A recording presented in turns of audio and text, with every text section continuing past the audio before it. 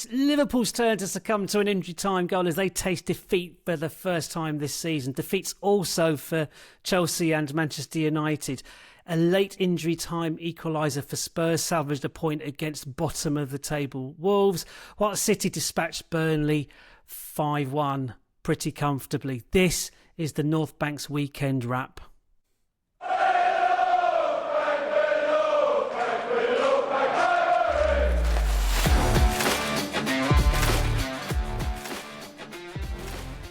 Game week 6, and I'm your host Holly, and I'm joined by Chris to look over the other key games of the weekend through an Arsenal lens. And for context, Chris, we are a little bit giddy because we are recording this mere hours after the final whistle was blown at St James's Park, and Arsenal snatched a very, very late, very, very dramatic, but very, very deserved victory. How are you feeling, briefly? Amen to that. I watched the game with a friend of ours, friend of the pod actually, a Crystal Palace fan that does the Winging It podcast, Albert, and we had a lovely day, and he sat down, he entertained me beautifully, fed me. I was, my belly was full. Cuddled you. Yeah. And then he put the game on his lovely big projector wall that he's got, and we sat there, and he was kind of siding just with Arsenal, but at the end he kind of said, "Damn you for knocking us out of second place." But it was a great watch. Obviously there were kids around, so I couldn't get too excited. For context, then we're recording 2 hours after that. Do look out for, I think Monday night we'll do a proper Newcastle review, and we'll look ahead to Olympiacos, also the Champions League home game on Wednesday evening. But normally for our weekend wraps, I'll treat the games as they occurred over the weekend, which would be Brentford United, which is a nice place to start. However, I think there is only one place we can start really, and that is at Selhurst Park. Your Winging It mate will be very pleased about that result and performance as well. He was there. He was there. Oh, fantastic. That was more late drama, and this time against Liverpool, which we can all get behind, I think. Absolutely. Well, apart from the Scousers. So, I mean, again, like I've just said about Arsenal, Palace thoroughly deserved the win, but it was very, very late, and I think everybody and his mum was fully expecting an injury time goal in that game, but just not the way it occurred. I think you saw more of the game than I did. I had a match of the day highlights to go on, but you actually saw more of the game, didn't you? I was in and out with it, to be honest with you, but what I saw was when we were texting each other, I was saying, the familiarity of being battered and only being 1-0 up, or rather battering the opposition and only being 1-0 up, is the story we've seen many times. And that famous trope of they'll rue these missed chances, which I'm going to have engraved somewhere. But yeah, it was just that typical thing. And then as the game wore on, I said I was off to the bookies to bet on Liverpool winning. You called a couple of times, didn't you, that you thought they were going to score? I said Liverpool equalise at 86, winner 93. I said that at half time. That's pretty good, isn't it? I was thinking, oh crap! It was like, I think the official time for their equaliser was 87, and then it was But what was good about the first half was seeing a team play to their strengths against Liverpool, and whilst exploiting Liverpool's weaknesses, they're a good team. Palace, they're very well organised, and having lost Eze as well. I was speaking to Albert about it today. And it was, in a way, it was that thing of when you've lost your talisman, your main player in the late Henry years. And I've said this before and you've laughed at me, but he was the kind of magnet and he was always demanding the ball. And it felt like he'd kind of almost become the team. It was, he demanded it so much that it was almost to the detriment of the team as playing as a team. And what we've seen, Albert's seen with Palace, is that they have got this new guy, I can't remember his name, who's their kind of linchpin. He's more like a Guimaraes kind of terrier, it sounds like. But it's allowing everyone around to play with more kind of freedom, and they're not just directing it all to Eze. The space for the team to step up rather than reliant upon their talisman. Yeah. I mean, they're on an 18-game unbeaten run. Yeah. They are the last remaining unbeaten team in the league. As your mate said, we've just knocked them off second place spot. Is it a point? I think they've won 3 and drawn 3. So what would that give them? 12. Yes, we're 13 points and Liverpool 15. Yeah, I mean, we looked at Liverpool away to Palace and maybe, I don't know. I didn't. I assumed, because they've got a good record there, Liverpool, I assumed Liverpool would win. But it was nice. And I wonder, there's a lesson there for other teams. Go at Liverpool, focus on Liverpool's weakness, which is absolutely their defence. They were all... When you said Palace were all over them, I didn't quite... Because I couldn't visualise it, because I didn't see it. But I did, after watching the first 5 minutes of the highlights against on Match of the Day, message you and say, oh my God, Palace could literally be 4-0 up. Yep. Like, they were good chances, and Alisson made a couple of fantastic saves. Is it Mateta hit the inside of the post as well, as well as the goal they got.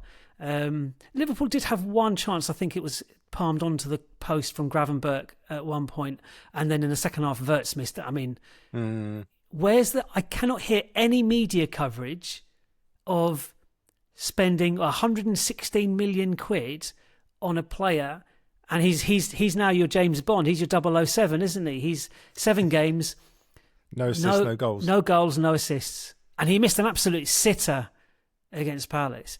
But can we talk about Liverpool? And I mean, I was just thinking Liverpool again. Lucky Liverpool. What is VAR for if it's not to highlight the handball from Salah for the equaliser? Yeah. I mean, that's a rhetorical question, because I've got no answer for it. No, there isn't. And so we were thinking that, and I do find it so rich that Liverpool were complaining about the Palace goal coming a minute after the allotted minimum time. Well, they got the extra time that they normally get. They just didn't make the most of it themselves. Yeah, it's on them. It's on them. But I don't know who Liverpool... Oh, Liverpool's next 2 games are against Chelsea and Manchester United. I think they're at Stamford Bridge. Can Chelsea cause them any harm? Chalobah won't be there. We'll get onto that game, but... I'd like to think that the balloon has been punctured slightly, and that they're just feeling a little more fallible, and that their luck has kind of run out. That's what we would hope. They're a good team, there's no doubt. So Chelsea, we'll come on to in a minute. I think the best we can hope for there is a draw. I'm not convinced Chelsea. Chelsea are funny because they've lost their last 2 games, but they were playing with 10 men, and those dismissals did actually impact them quite significantly, more because Maresca reacted very, very negatively in both cases. Can we just a nod to Eddie? Someone tweeted the best goal he's ever scored for Arsenal. Yes. Or the best last minute winner he scored for Arsenal since the goal he got against Manchester United in injury time as well, a few years back. 97th minute, I'd put in brackets, of 6 added minutes, and just smiled because I know it wound them up. It's a funny one. Liverpool, interestingly, the bookies, before the Arsenal travelled to Newcastle today, the bookies had installed Arsenal as favourites for the title based on Liverpool's defeat yesterday. Interesting. Bookies don't get it wrong, Chris. They don't, do they? Well, certainly in my experience, they don't get it wrong with me. I get it wrong with them. But do you get a feeling that the bubble has burst a bit for them? I mean, what do you think they're carrying into the Chelsea? No, I don't think anything different really happened yesterday, apart from the opposition. Liverpool did anything different. I think just finally an opposition team went at them, and that hopefully will show people the way, show other teams the way. Liverpool's defence is creaky. They haven't got great protection in front of them. Kanate was a real weak link, but even Van Dijk got booked for dissent late on, so it was, he was clearly struggling and suffering. And have Liverpool created a bit of a problem for themselves with Isak and Ekitike? Now, Ekitike was suspended for the game for taking his shirt off, which is a stupid rule anyway. But it's been around for a long time, so you know you're going to get a yellow card if you take your shirt off, and he was already on a yellow card. So, but like killjoys. But Isak and Ekitike occupy the same spaces, and I'm just curious about that. Salah hasn't hit the form of last year, but then he's got to be on the wane, like just human nature, physiology. He's got to be on the wane, as is Van Dijk. Alisson's a fantastic goalkeeper. Like, they are one injury at the back away from real problems. Unfortunately, they lost their backup centre-back, Leone, I think, to an ACL. He's out for a year. Yeah. Only 18-year-old. It's a terrible injury to get for him, and nobody wishes that on any player. I mean, I just want them, like, a couple of hamstrings like we've had. That suits me fine. Out for 6 weeks. That's enough. But Steph messaged us last night and said, at what point do we start worrying Crystal Palace can do a Leicester? Yeah. Well, if they can not keep yet. Not yet. No. Not yet. And again, when I was speaking to Albert today, he was saying basically we've got about 15 really good players, that we can rotate in, and a few injuries, and it's going to look quite different. And they're in Europe. Yeah. And they're going to really milk that. They're going to enjoy that. Absolutely. So, as they should. But I don't see it, Okay. So that's Liverpool. I mean, it was great. Again, if both games, Liverpool and us today, had finished at 90 minutes, we'd be looking at an 8 point, no, what was it? Like a 6 point gap. I can't work it out, because Liverpool would have drawn, yeah. And we'd have drawn as well. But we'll get on to, I've got some cracking stats based on our turnaround this evening. But anyway, the first game of the weekend, Brentford hosted Manchester United. Manchester United, who've been in crisis mode for several years now. But if they had won that game, they'd have gone joint second. Yeah. Like, so, crisis, what crisis kind of thing. However, again, I saw parts of the game. I saw most of the game, in fact, and Brentford tormented them to begin with. They went into a deserved two-goal lead. Man United then hit back with Sesko. Now, it could have been a free kick. A free kick could have been awarded. I'd have been disappointed had it been awarded for a foul on the goalkeeper if I was the attacking side. But if I was the defending side, I'd be screaming for it, but out of hope rather than expectation. So Sesko got his first goal for the club, brought it back to 2-1. And then there's the pivotal moment in the game where Collins tugged Mbeumo.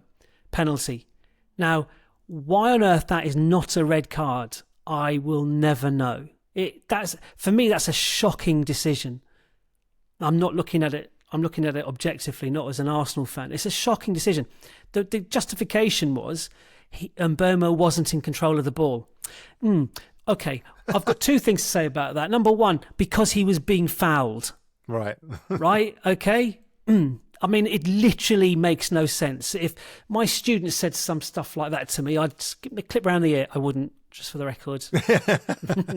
Old school. I'm old school, but not that old school. And the second in the thing, corner, yeah. Go back to Saliba's red card at Bournemouth last season, where VAR upgraded the yellow card, on-field yellow card, to a red card. I'm not sure who the Bournemouth attacker was, but he was about 20 yards from the ball Evan at Ilson, the point that Saliba... It was just inside the Arsenal half.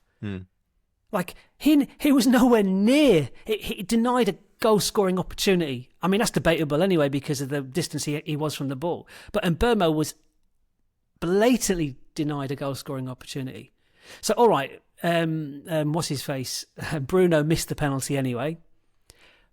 And so it still would have been 2-1. However, United would have been playing against 10 men. Yeah. And Nathan Collins, is it Nathan Collins? Collins' surname, certainly. Very, very strong centre-half and had a very, very good game. And I just think that was just... I don't understand that. If you're a United fan, you're the frustrations are deep anyway at the club. But the last thing it's like kick a man when he's down. Yeah. I didn't. Did you see the game? Yeah, well, I saw that incident and I saw the Kelleher being weak, basically. Yeah. Too weak. Yeah. for Sesko's tap-in, should be noted. And then, I know. And those Arsenal fans kind of scrambling to diminish his goals somehow in any way possible. Damn it, it's him. He's only 2 goals behind Gyökeres now. Yeah. But no, it is a ridiculous rule. If the man's being pulled back, he would have been in control with it otherwise. So that renders that rule obsolete, really, in terms of its definition. So I think in a weekend of really shocking decisions, that's the worst. I mean, we'll get on to Chelsea and Simon Hooper in a minute. He had about 3 abominations in that game alone. But just on United, what do you think, objectively, what United should do now? I mean, Amorim does my head in. And the one way he really does my head in is that I cannot stand the way he looks down. He looked at the ground for Bruno's penalty. For the Grimsby penalty, he looked at the ground. I'm like, where's your leadership? Like, I mean, I will look down at the ground, or not. I'll pause the telly and wait for social media to tell me we've scored the penalty or not. That kind. Fine, but I'm not the bloody manager. I can do that. And also, he can be quite stubborn in the way that he's saying, I won't change, change the man and all that, because he's wedded to this 3 at the back. What do you think will happen? What do you think they should do? Because Oliver Glasner at Palace plays the similar system. But the personnel are different. And with Man United, the way Maguire got exposed time and time again, change it. Remember when we were playing, when Arteta first came in, that wasn't his style of play. He didn't want to play that way. He adapted to suit the personnel. And, we were playing that we did 3 at the back occasionally, and we would bomb on with Kolasinac slinging it in, or Tierney. And it was a fairly kind of blueprint way of playing, but it was effective because we had Aubameyang playing at his peak. And it worked for a period until he started to evolve us. Well, we won the FA Cup with it, yeah. Right, we won the FA Cup with it in his first full season. So I think Amorim could learn a bit from that and maybe just cut his cloth accordingly. I just feel that whether or not they get rid of him, I mean, it will get to a point where it's untenable. If they go on a run, I don't buy this, we're 6 games into the season. Looking at the table is all well and good, but things do change violently with so few games played. But it's the mood in the camp, and you can see that they're just not. I think he made 4 or 5 subs, and it was like a roulette. They were just changing positions all over the place. Carousel of positions, yeah. But what do you think they should do? I mean, if we strip away the emotion of it all, I don't think he's the right man for the job.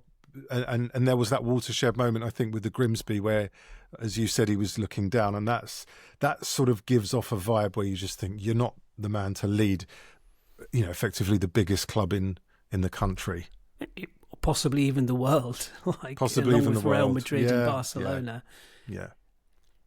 It's a tough one. I mean, the rumours are that Jim Ratcliffe is lining up Gareth Southgate. Bring it on. Yes. The last time he managed a club football was 2009, and that was Middlesbrough, and he didn't do that particularly well. I know they had a good run in Europe. Did they win? It would be quite a shame if he came in, because I quite like Gareth Southgate, He's the man. So negative. I like, absolutely, yes. Southgate, the man, absolutely. The person, for sure, get behind him completely. But the fact that every other football supporter would be quite happy for United to get Gareth Southgate probably tells you all you need to know about that appointment. I'm at a loss to know. I just think that Amorim was the mistake, and I don't think they should, unless it's relegation threatened United this season, which his form is from his form since he started in a year, his win percent is something like 26% or 27%, which is shocking. I think it's obviously the worse than Ten Hag was sacked for. But there is the bones of a good team in there, a good 4-3-3. That might be missing like that kind of midfield linchpin, but that can be resolved. I mean, I'm sorry to your mate at Palace, but Adam Wharton at Palace is on another level, and it's only a matter of time. Or Belaber at Brighton. Yeah, so United could be one player away from having a really quite a strong team, if not squad, yeah. So I think they should stick with him. And if it's... No, I'm being objective. If they should stick with him for the season, unless, of course, it's... mid-season, you're just going to repeat the mistake you made with Amorim. Like, he was appointed last November, mid-season. It's like, you're going to do the same thing again. Is Jim Ratcliffe going to acknowledge a big mistake on his part? I'm not sure his ego would allow that. Stick with Amorim and then make a change in the summer and pick up someone like Glasner, who's Premier League. I know we'll get onto Spurs in a minute, but Frank is a sensible appointment for Spurs. You've got Iriola at Bournemouth. You've got Nuno. Sorry? Nuno at West Ham. Well, yeah. I mean, yeah. Well, we won't talk about Nuno at West Ham because that's what we got them up on at the weekend. We'll focus on that Bounce. later. Yeah. That's what I do with United. I don't know. It's a real kind of head scratcher as to whether to stick or twist there. But I think you've just got to write this season off, and you never know. You've got to give him the opportunity, and you never know. He may well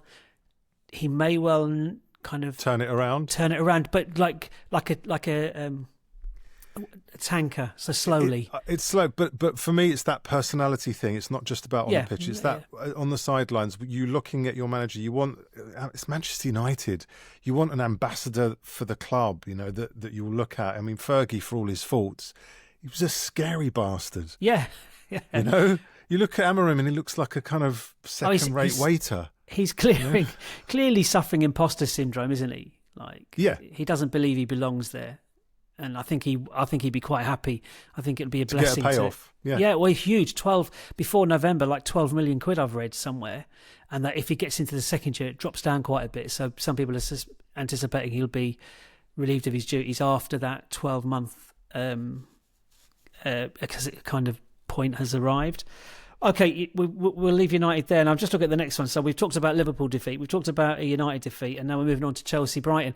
And it was one of those rare experiences last night watching Match of the Day where I actually looked forward to watching it, and I didn't pause or fast forward any of the first three games, because they were the first three games they focused on, and from an Arsenal perspective, it was a thing of beauty. It was a thoroughly enjoyable 30 minutes of televisual viewing. So Chelsea-Brighton, second game in a row that they've suffered a red card, this time with Chalobah. I want to talk about Simon Hooper, the referee, as well. He didn't even give it as a free kick. They are upgraded it to, alerted it to the fact that it was a free kick, last man, red card. Like, Simon Hooper was awful. He actually put in a great tackle on Brighton's best opportunity in the first half as well. And the gusto. Have you seen? Did you see the Mario? The gusto, like boots studs to the side of the head. No. I mean, I have, and that was like 88 minutes, and it was still 1-1. That was game impacting, kind of incompetence. Do you think that they've? Well, certainly in the game today, the Arsenal, I know we said we wouldn't mention it, but we have to. But there seems to be a kind of directive to raise the bar in terms of letting fouls go, generally. I think that was publicised start of the season, all right, or before the season started. But does that include studs up to the side of the head? I'm just trying to find a justification for if they see something like that where's the line, that makes you think, no, I have to blow for that. It's beguiling. I don't know. No, I don't know. I have no clue. The red card they received last weekend was Sanchez, their goalkeeper. It was early on and it impacted the game, obviously. United went on to win that game. This red card occurred towards the beginning of the second half. They were 1-0 up. I think they were in a fair modicum of control, and Maresca, again, I've seen a couple of Chelsea fans on social media bemoaning how negative he is when down to 10 men. Against Brighton, where have we had that before? I can sympathise with that a little bit from our experience last season when Declan Rice was sent off and we were 1-0 up, and Brighton came back that day to draw the game 1-1. But Brighton, it was a poorer Brighton. I don't know how Brighton, I think Brighton have started okay this season, but we've doffed our caps to Eddie, Now it's our turn to doff our caps to Danny Welbeck, who came off the bench and scored 2. That was a beautiful header. I mean, it was a beautiful cross as well. The pace was on the cross. All he had to do was get it on target. But, well, I say all he had to do was get it on target. It was a bit more than that. It was just a lovely goal, a bullet header. We don't see enough bullet headers. Like those volleys that go crashing off the underside of the crossbar. A bullet header. Love them. Goalkeeper flailing. Just like, and I love the goalkeeper when the goalkeeper just stands as well and just watches it sail into a bit like our goal, Marino's goal today, actually, yes. When Pope reacted when the ball was already 2 yards behind him. I thought it was nice. Chelsea, though, are an interesting one. I feel like they're below par at the moment. They've not had a great, they've been hampered by the 2 red cards for sure. I thought I'd written down, I have. They've got 8 points from their 6 games, but they've not won in the last 3. I think they play Liverpool next week. I should have really checked it before coming on. They lost Palmer, I think, is a huge loss for them, obviously. But again, you're looking at them and the 11 that started, and you're thinking, I think 3 of them were Brighton, ex-Brighton as well. What's your identity is what I was thinking. I couldn't name their starting 11. I wouldn't know who they'd pick. But I think £280 million and X number of personnel have travelled from Brighton to Chelsea in the last 3 years. It's mad. And Brighton schooled them 3-1. Yeah. Defensively, they were a shambles. I know they were down to 10, but it was no excuse. They were even the way they went down to 10 was a bit of a comedy of errors. Someone played Chalobah in trouble and he got caught wrong side, and he kind of clumsy. He wasn't as cynical. He was more clumsy. Like, I felt a bit sorry for him.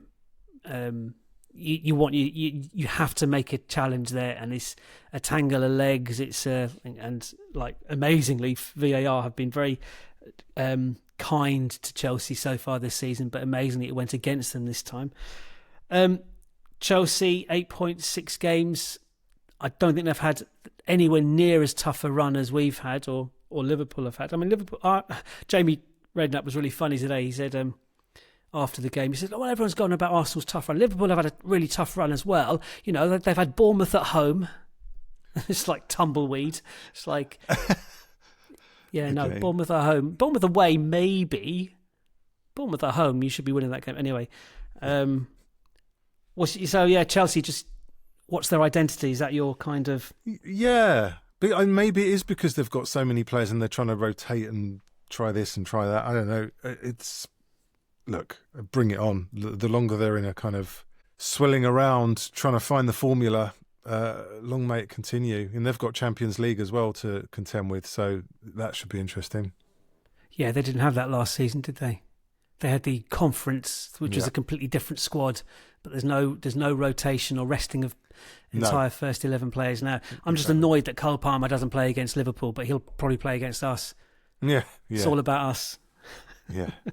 Okay, Man City 5, Burnley 1. Probably the most predictable result of the weekend, even though it wasn't like that. It was 1-1 at half time, and City went ahead in the 61st minute. So, another 10 minutes on there could have got a little bit squeaky, but then they kind of ran riot. Haaland with 2 goals on 90 and 93 minutes. No Rodri in the starting lineup, and Pep did say he had a bit of pain in his knee. Now, I don't know whether that was the same knee he did the ACL in or what that is at all. But again, I'm not wishing injuries on players, but he's a key player for them. Only small ones, only little 6-weekers. Yeah, but to run successively, not concurrently. It's like, I think this is what the Arsenal fan base really, in all seriousness, is just that it's not like you're sat there actively wishing injuries, but you just like to know how our rivals would cope with the sort of season we had to endure, in terms of having players out. I'd rather no team had any injuries. Yes. That's I should say that, because I do seem quite a despicable human being wishing harm and illness on others. But I don't want injury or illness on anybody. Let's remain all fully fit, and then see where we end up at the end of the season. Well, we'd be first, obviously. So we can cast that aside, but I did want to end on Spurs, because I did talk about Thomas Frank as being a sensible appointment, but they had a very, very poor game at home to Bournemouth, where they lost 1-0. quite recently. And Wolves, pointless before this weekend's visit to the toilet bowl. And 94th minute Palhinha equaliser. Yeah, damn. But do you see how they celebrated it? Yeah. Like they'd won the league, won the cup. It's funny, isn't it, when you're expected as the home team to take the initiative, and particularly against teams that are lower down, if they set up well and you just don't have the answers. They're a better away team the way that Frank plays, aren't they, in that counter-punching? Yeah, he sits back and hits on the break. Right. That's what he wants.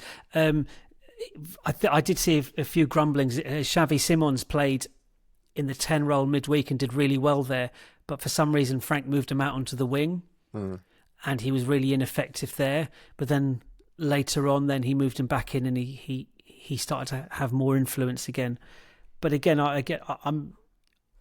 for me, the jury's out on him as a signing. I don't know. I'm not seen enough of him to know how good he is. But Spurs dropping 2 points at home to Wolves is something we can all get behind, and a nice way to end this little weekend wrap. Game week 6, done and dusted. What do you think? I think so. Look out for tomorrow's is all I'd say. Yeah. A Newcastle pod tomorrow. Oh, it'll be a good one. Cheerio. Bye. The North Bank, an Arsenal podcast. Subscribe, rate and review on your app, and find us on your socials at North Bank Pod. Email hello@thenorthbankafc.com and check out our website, thenorthbankafc.com. Produced by the Podcast Company.